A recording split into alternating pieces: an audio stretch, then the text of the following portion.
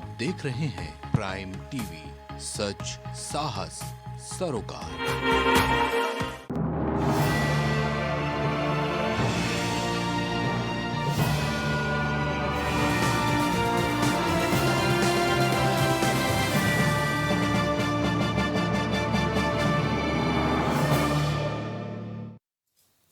नमस्कार, मैं हूं आपके साथ ईशा भार्गव। स्वागत है आपका प्राइम उत्तर प्रदेश में। तो रुक करते हैं उत्तर प्रदेश की बड़ी खबरों की ओर।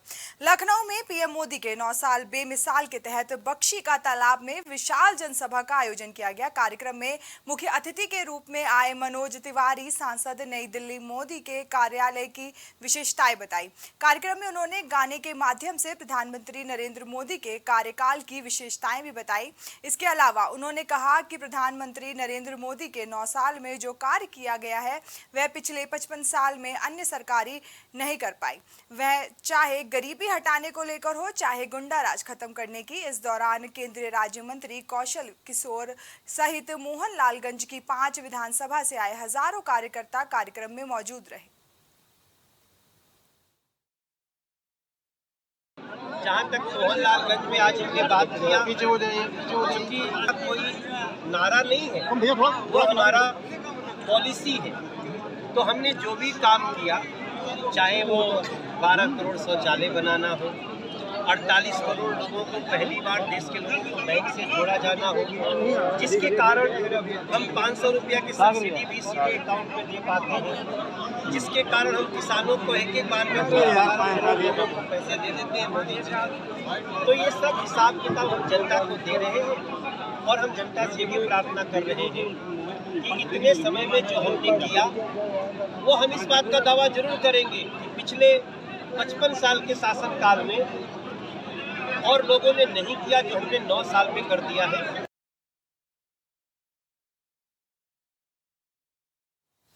वहीं मोदी सरकार के 9 साल पूरे होने पर प्राइम टीवी से उत्तर प्रदेश सरकार के उच्च शिक्षा मंत्री योगेंद्र उपाध्याय ने खास बातचीत की।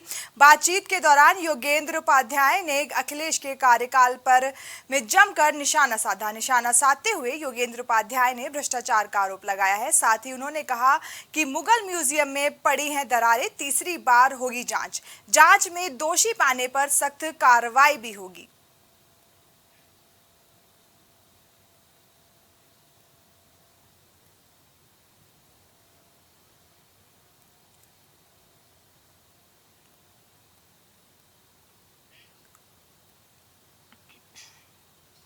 वहीं प्रदेश की राजधानी लखनऊ में बिजली की कटौती ने लोगों की परेशानी को बढ़ा दिया है। भीषण गर्मी के बीच बिजली की आंख मिचोली लोगों के पारे को बढ़ा रही है। बढ़ती गर्मी के साथ बिजली का लोड बढ़ा और शहर की वही पुरानी समस्या फिर उभर आई। कहीं ट्रांसफार्मर खराब है तो कहीं केबल फॉल्ट के नाम पर घंटों बिजली गुल रही। लगातार हो रही बिजली कटौती से परेशान लोगों ने राजाजीपुरम पावर हाउस की घेराबंदी की। पावर हाउस पर जिम्मेदार अधिकारियों के खिलाफ पब्लिक की नाराजगी भी सामने आई। दरअसल मुख्यमंत्री के आदेश के बाद भी बिजली कटौती पर कमी नहीं आई है। वहीं पूर्व राज्यपाल और कैबिनेट मंत्री बेबी रानी मौर्य ने गिनाई मोदी सरकार के 9 साल के कार्य। पत्रकारों से बात करते हुए बोली प्रधानमंत्री की 9 साल पिछड़ों के लिए, दलित के लिए, वंचितों के लिए समर्पित है। उन्होंने कहा कि भारत बदल रहा है, जिसकी तस्वीर दिखाई दे रही है। उनकी योजना गरीबों के लिए, किसानों के लिए, मातृ शक्ति के लिए, सभी के लिए योजनाओं को जन जन तक पहुंचाना चाहते हैं। हमारा मकसद बिल्कुल साफ है। अभी हमने बोला भी प्रधानमंत्री के 9 वर्ष ऐसे गरीबों के लिए, दलितों के लिए, वंचितों के लिए उन्होंने समर्पित किए और एक सुशासन स्थापित किया है और भारत बदल रहा है, उसकी तस्वीर आज दिखाई भी दे रही है। तो ऐसी उनकी जो योजनाएं गरीबों के लिए, किसानों के लिए, मातृशक्ति के लिए, सभी के लिए, उसी को हम लोग जन जन तक पहुँचाना चाहते हैं और ये बताना चाहते हैं कि नरेंद्र मोदी जी किस तरह पंक्ति में जो आखिरी व्यक्ति बैठा है उसके लिए कार्य कर रहे हैं।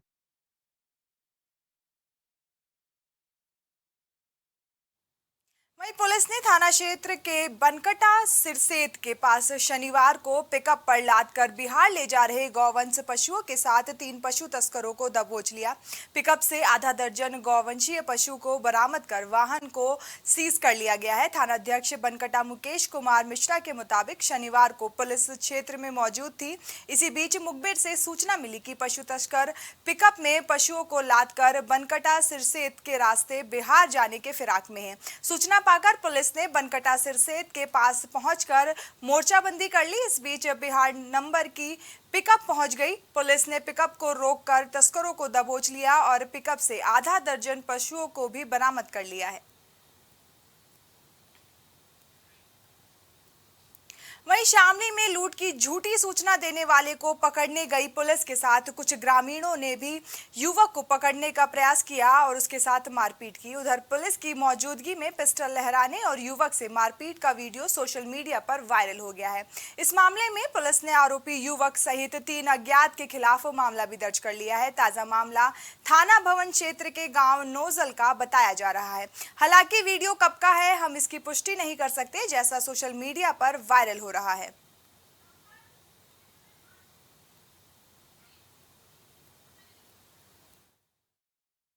जिस पर थाना भवन की एक टीम जिसमें कि एसएसआई संदीप और सब इंस्पेक्टर विजेंद्र ये मौके पर गए थे और जाकर वहां पर जो सस्पेक्टेड लोग थे उन्हें हिरासत में लिया गया था।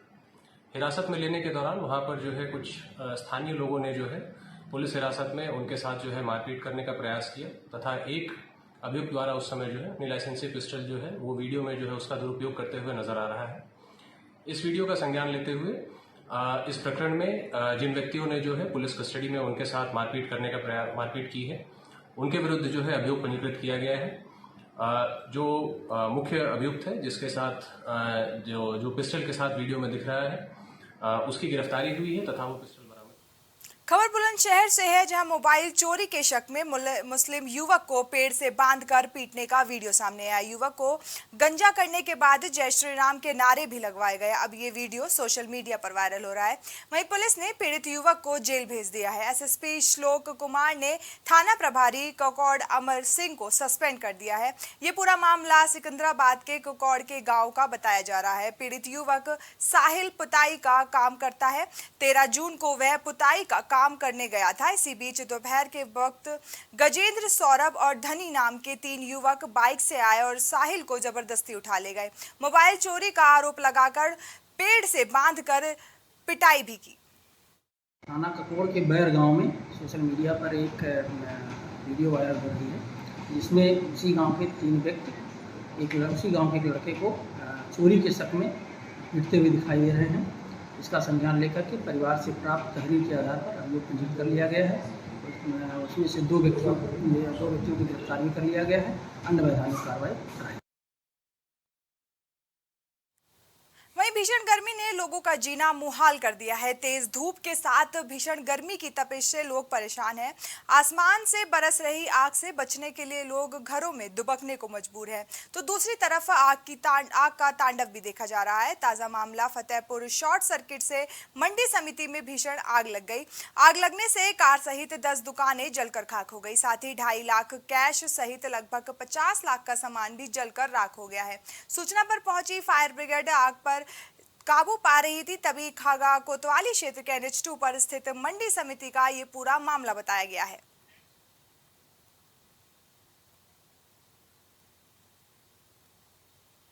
वहीं यूपी में भीषण गर्मी जानलेवा हो चुकी है। लगातार बढ़ रहे तापमान के चलते आसमान से आफत बरस रही है। बलिया में 9 दिन में 128 मौत की खबर सामने आई है। वहीं प्रदेश की अन्य जनपदों में भी हालत बिगड़ने की रिपोर्ट है। देवरिया में लू ने पिछले 24 घंटे में 53 लोगों की जान गई है। गर्मी के चलते प्रतापगढ़ में भी 3 दिन में 18 लोगों की मौतें हो गई, जबकि वाराणसी में रविवार को 7 लोगों की जान चली गई। इससे पहले बलिया में 9 दिनों में 128 लोगों की मौत हुई। गर्मी की वजह से 4 लोग के रविवार में मौत हो गई। दूसरी ओर यूपी में बिजली व्यवस्था का बुरा हाल है। शहर से लेकर गांव तक बिजली के लिए त्राहिमाम मचा हुआ है। कहीं पानी का संकट है तो कहीं आटा चक्की से लेकर अन्य लघु उद्योग ठप हो गए हैं। ग्रामीण इलाकों में जहां 18 घंटे बिजली आपूर्ति का दावा किया जा रहा है, वहां बमुश्किल 8 से 10 घंटे ही बिजली आ रही है। अभी जो मौसम विभाग का भी जो आकलन है कि अभी कई दिन इस तरह की हीट वेव चालू रहेगी, तो हम लोग अपने घर से कम निकलें और खासकर जो वृद्ध हैं, बच्चे हैं और जो गंभीर बीमारी से पीड़ित हैं, वो जितना कम निकलें घर से बाहर, और निकले भी तो कुछ खा पी कर ही निकलें और अधिक से अधिक पानी का सेवन करें। आज मुख्यमंत्री की तरफ से सभी अस्पतालों को, पूरे प्रदेश के अस्पतालों को हाई लेवल पर कर दिया गया है और वार्ड में और कूलर वगैरह का भी इंतजाम लगभग सब जगह हो गया है। दवाइयाँ वगैरह भी पूरा इंतजाम सब बिल्कुल एकदम हाई अलर्ट पे है और जो भी मरीज आ रहे हैं उनका समुचित इलाज भी किया जा रहा है। बिल्कुल निश्चित तौर पर पूरा सब नियंत्रण में आ गया है, किसी प्रकार की कोई बीमारी नहीं। वहीं संभल में Nehru memorial museum and library society का नाम बदलकर प्रधानमंत्री संग्रहालय एंड लाइब्रेरी सोसाइटी रखने पर संभल सपा सांसद डॉक्टर बर्क ने कड़ी प्रतिक्रिया जाहिर की है। उन्होंने कहा है कि नाम बदलकर उसमें खूबसूरती पैदा नहीं होने वाली है, बल्कि ये आवाम को उलझाने की कोशिश है। इससे पहले जवाहरलाल नेहरू के मानने वालों में नफरत बढ़ेगी, इसका नाम जैसा था वैसा ही कर देना चाहिए। सपा सांसद डॉक्टर सफीकुर रहमान बर्क ने अपने आवास दीपा सराय में पत्रकारों से वार्ता करते हुए Nehru memorial museum and library society का नाम बदलकर प्रधानमंत्री संग्रहालय एंड लाइब्रेरी सोसाइटी रखे जाने पर कहा कि नाम बदलकर इसमें कोई नई खूबी पैदा नहीं होगी, बल्कि ये आवाम को उलझाने की कोशिश है।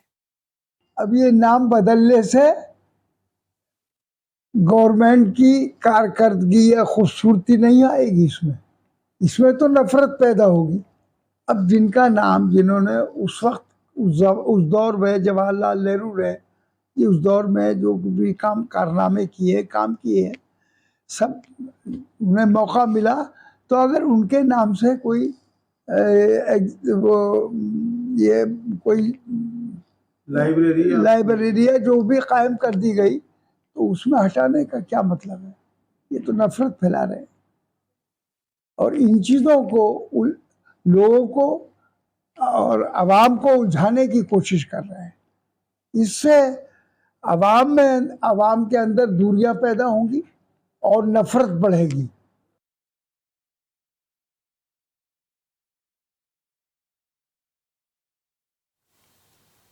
वहीं मुख्य सचिव गृह संजय प्रसाद और डीजीपी विजय कुमार मेरठ पहुंचे, जहां आयुक्त सभागार में अधिकारियों के साथ समीक्षा बैठक भी की।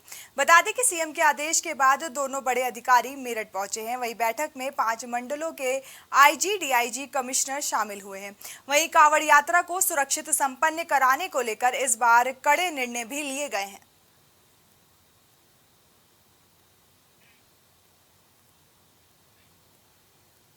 खबर मैनपुरी से है, जहां के भोगांव के शाह आलमपुर से बारात गए 3 मासूमों की ट्रेन से कटकर दर्दनाक मौत हो गई। शव गांव में पहुंचते ही कोहराम मच गया। बता दें कि शाह आलमपुर निवासी की बारात शाह आलमपुर से जनपद फर्रुखाबाद के थाना मोहम्मदाबाद के गांव जाजपुर बंजारा में गई थी। शाह आलमपुर के 3 बच्चे भी बारात में आए थे। बताया जा रहा है कि बारात रेलवे पटरी के पास गांव जाजपुर बंजारा में रुकी थी, जहां रात में शादी की रस्में अदा हुई। वहीं सुबह शौच करने जा रही महिलाओं ने 3 बालकों के शव रेलवे ट्रैक पर पड़े देखे।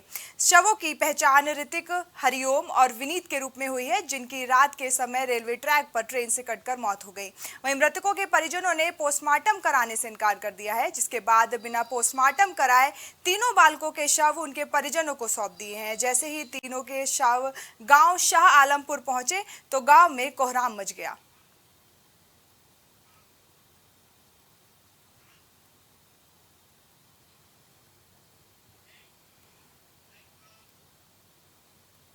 खबर बदायूं से है, जहां चोरों के हौसले बुलंद है। तमंचे की नोक पर चोरों ने चोरी की वारदात को अंजाम दे दिया। बता दें कि घर में 5 चोरों ने बंधक बनाकर लाखों की चोरी की है। बदमाशों के हौसले के आगे पुलिस नगमस्तक आला हो गई है। आलापुर थाना प्रभारी क्राइम रोकने में पूरी तरह से विफल है। सूचना देने पर भी मौके पर पुलिस नहीं पहुंची, जिससे ग्रामीणों में आक्रोश देखने को मिला। पूरा मामला आलापुर थाना क्षेत्र के अंतर्गत ग्राम कंचनपुर का बताया जा रहा है।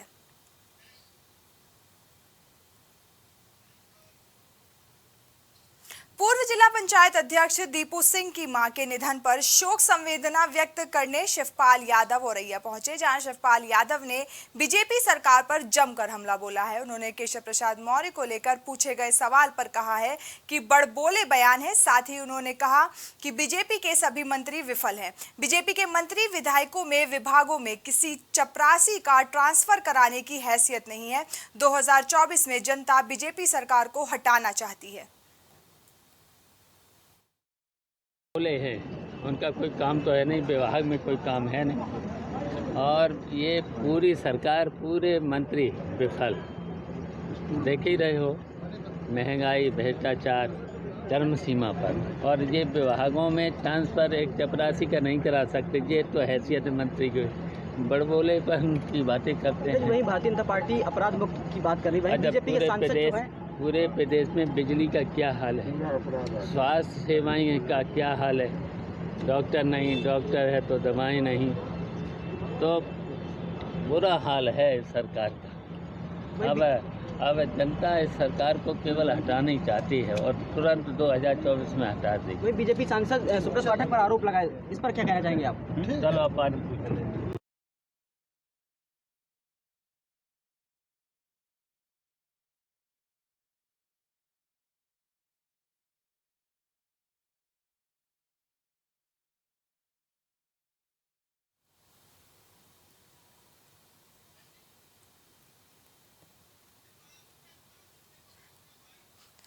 तो आपको बता दें, शिवपाल यादव ने बीजेपी पर कड़ा तंज कसा है। वहीं इस दौरान उन्होंने एक विवादित बयान दिया है बीजेपी के नेताओं को लेकर। वहीं अब इस पर विपक्ष की क्या प्रतिक्रिया आती है, ये देखना होगा।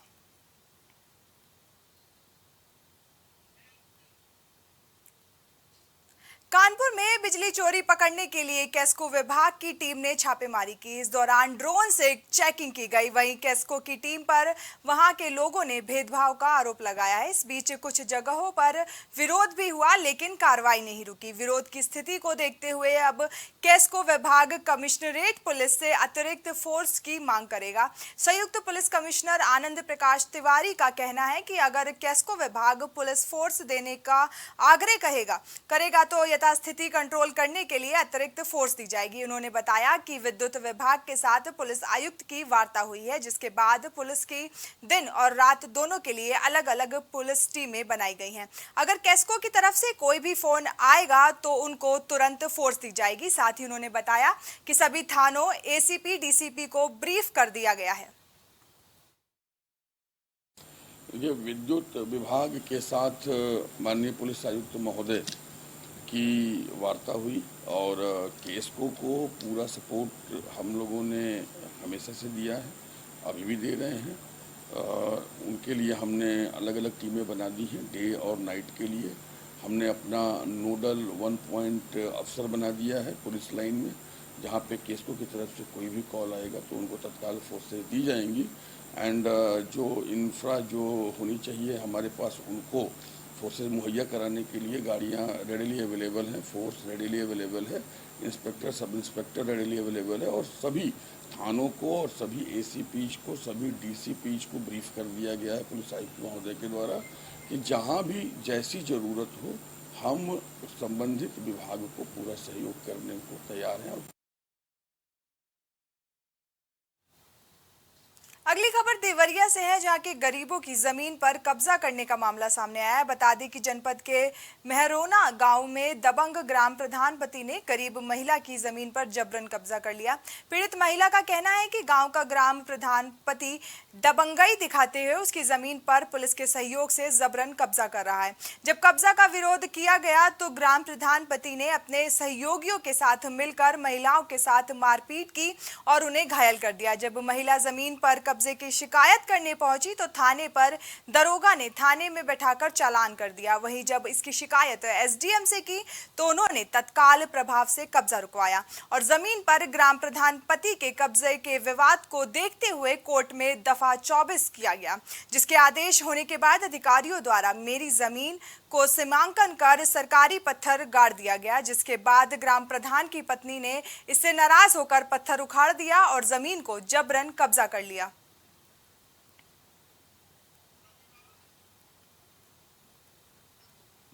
इस खबर पर ज्यादा जानकारी के लिए हमारे साथ रवि जुड़ चुके हैं। तो रवि, आए दिन ऐसे मामले सामने आते रहते हैं जहां जबरन जमीनों पर कब्जा कर लिया जाता है।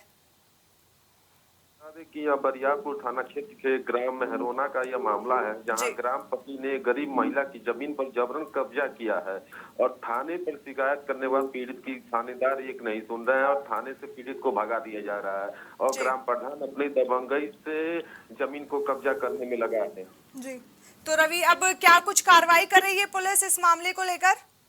पुलिस कार्रवाई के नाम पे केवल खानापूर्ति करते हुए नजर आ रही है और थाने पर पीड़ित की एक नहीं सुनी जा रही है और दबंग प्रधान की थाने पर सुनवाई हो रही है और थाने के कुछ पुलिसकर्मियों की मिली भगत से यह कब्जा किया जा रहा है। जी बिल्कुल, इस खबर पर जुड़ने के लिए धन्यवाद रवि।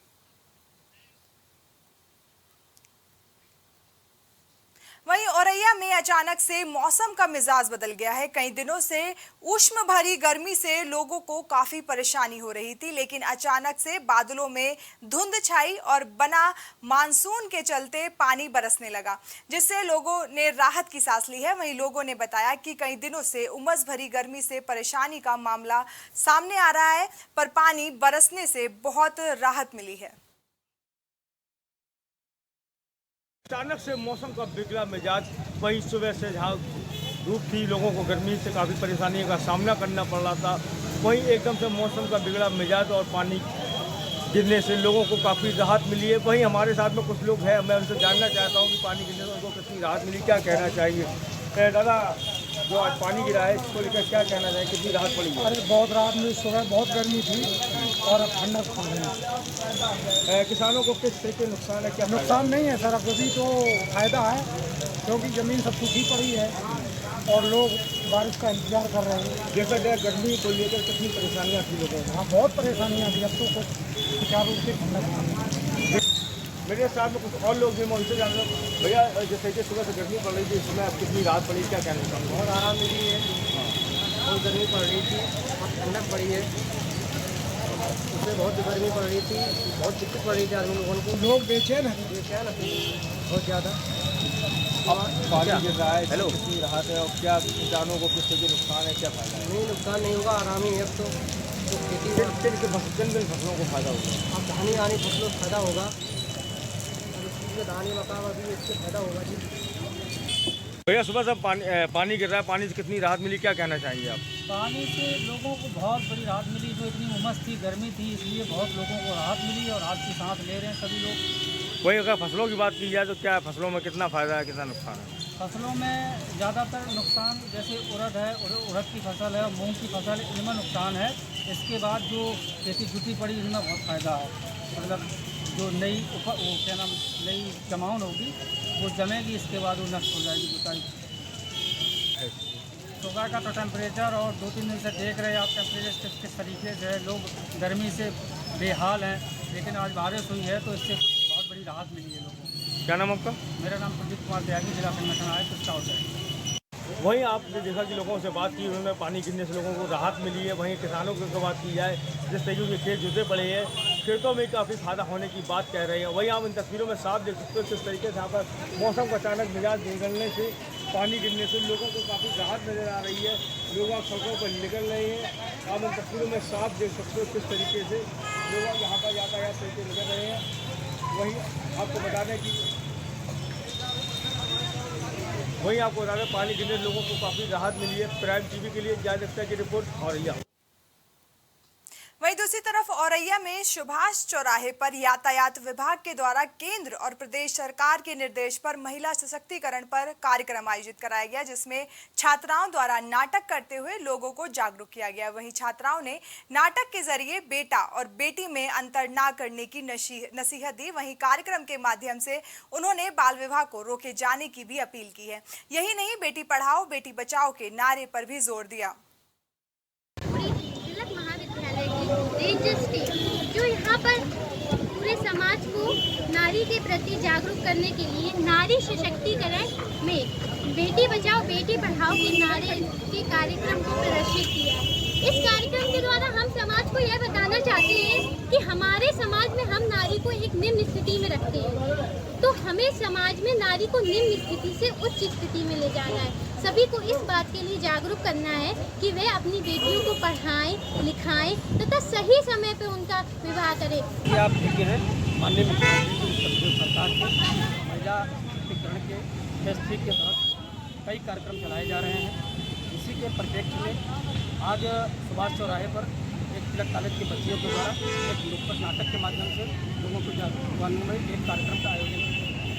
इससे यहाँ पर काफ़ी लोग एकत्रित होकर के इस तरह कार्यक्रम के बारे में और लोगों को जाकर के प्रचार प्रसार करेंगे। लोगों को वहीं अगली खबर फरीदाबाद से है, जहां नेशनल हाईवे नंबर 19 पर भीषण सड़क हादसा हो गया, जिसमें दिल्ली की ओर से आगरा जा रही यूपी रोडवेज की बस अनियंत्रित होकर पलट गई, जिसके चलते हादसे में यात्रियों को हल्की फुल्की चोट आई। सूचना के बाद मौके पर पहुंची पुलिस ने सभी यात्रियों को प्राथमिक उपचार के बाद दूसरी बस में बैठाकर अपने गंतव्य के लिए रवाना कर दिया।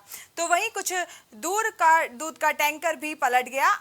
अंदाजा लगाया जा रहा है कि दूध के टैंकर के ओवरटेक करने के चलते ये हादसा हुआ है। बता दें कि बस यूपी रोडवेज दिल्ली से उत्तर प्रदेश के लिए जा रही थी, तभी ये हादसा हो गया। यूपी रोडवेज का बस चालक अपना नियंत्रण बस पर नहीं रख सका और बस पलट गई। यूपी रोडवेज की बस है, ये सुबह दिल्ली से आगरा की तरफ जा रही थी और करीब 6:50 पे यहाँ पे ये हाईवे के पास ये पलट गया है। दूध का कैंटर भी पलटा हुआ है। दूध का कैंटर सुबह 6, सवा 6 बजे करीब पलटा है। वो भी यहाँ सुबह शायद उसको आंख लग गई, नींद आ गई उसको और रोड खाली था, पलट गया वो भी। लगभग कितने सवारी जो है वो इस बस के अंदर बैठी थी? बस के अंदर 20 से 25 सवारी थी इसमें। ज़्यादातर लेडीज़ थी और कुछ बच्चे भी थे जिनको थोड़ी बहुत चोटें आई हैं। उनको फर्स्ट एड दिया गया और वो फर्स्ट एड देने के बाद दूसरी बस में बैठ के चले गए। वहीं पीलीभीत में चाय खराब होने के चलते मालिक ने नौकर के साथ मारपीट की। बता दें कि पूरनपुर नगर के मोहल्ला पंकज कॉलोनी में राजेंद्र सिंह खुराना के घर पर कानपुर निवासी अजय पिछले काफी समय से नौकरी कर रहा है। पीड़ित अजय का आरोप है कि 2 दिन पहले उसने मालिक से तनख्वाह के रुपए मांगे। इस बात से नाराज होकर मालिक ने चाय में कमी बताकर गाली गलौज की और बेरहमी से डंडे से पिटाई कर दी, जिससे घायल होकर नौकर खून से लथपथ कोतवाली पहुंचा और पुलिस से शिकायत कर कार्रवाई की मांग की। हुआ है आपके यहाँ कुछ नहीं हुआ है, चाय दी मैंने उनको, उखड़ गए, डंडा वगैरह रखे थे, डंडा निकाल मारने लगे। कौन? राजेंद्र सिंह खुराना। कौन है ये राजेंद्र आपके? ये हमारे भाई लगते हैं। कहाँ के रहने वाले हो आप? मैं कानपुर का रहने वाला हूँ। यहाँ कहाँ रह रहे हो? यहाँ उन्हीं घर में रह रहा हूँ।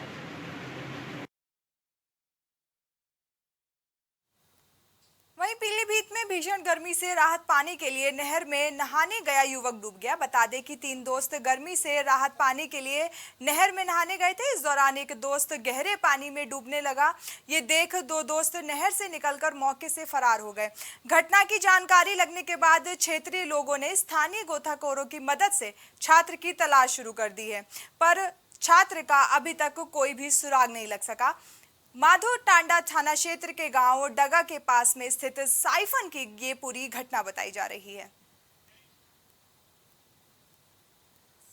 खबर हरदोई से है, जहां के सांडी इलाके में एक युवक ने फांसी लगाने का प्रयास किया। जब इसमें वह असफल हो गया तो उसने सिर में गोली मारकर आत्महत्या कर ली, जिससे परिजनों में हड़कंप मच गया। सूचना पर पहुंची पुलिस ने शव को कब्जे में लेकर अब पोस्टमार्टम के लिए भेज दिया है। वहीं परिजनों ने सिर में गोली मारकर लटकाने का आरोप लगाया है। फॉरेंसिक टीम भी कई तथ्यों पर जांच पड़ताल में जुटी है। वहीं एएसपी पश्चिमी दुर्गेश कुमार सिंह ने बताया कि पोस्टमार्टम रिपोर्ट और तहरीर के आधार पर मामले में जांच कर विधिक कार्रवाई की जा रही है।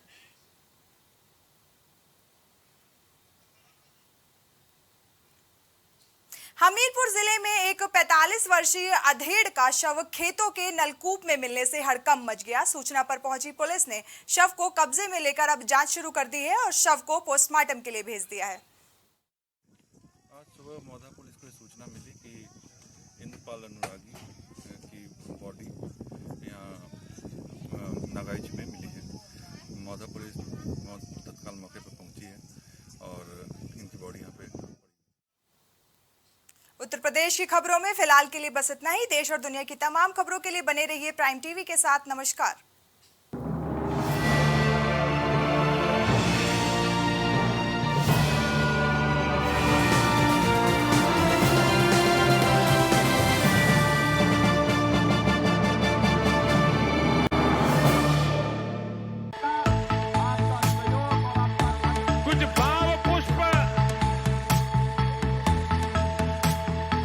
आप देख रहे हैं प्राइम टीवी, सच साहस सरोकार।